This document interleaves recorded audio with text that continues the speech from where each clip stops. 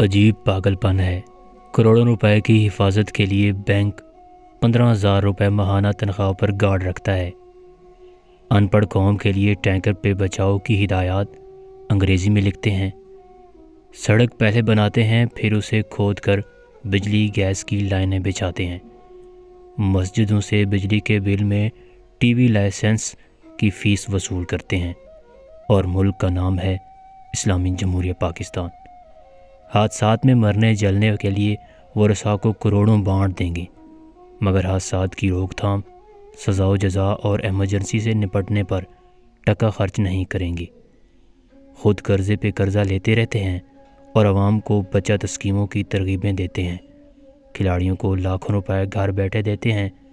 عید الفطر، عید الاضحیٰ، ربیع الاول، 11ویں، شادی بیاہ سب اسلامی چاند دیکھ کر مناتے ہیں، اور عیسوی سال کے آغاز پر اتنی خوشی کا اظہار کرتے ہیں کہ عیسائی بھی حیرت زدہ رہ جاتے ہیں۔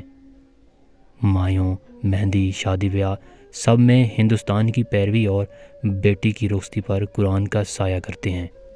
ووٹ کرپٹ چوروں ڈاکوں کو دیتے ہیں اور نظام حکمرانی حضرت عمر کا چاہتے ہیں۔ عوام 15-20 ہزار کما کر بھی بجلی کا بل خود دے، اور اشرفیہ کو 2000 یونٹ بجلی فری۔ یہ ہے اسلامی جمہوریہ پاکستان کی سچی کہاوتیں۔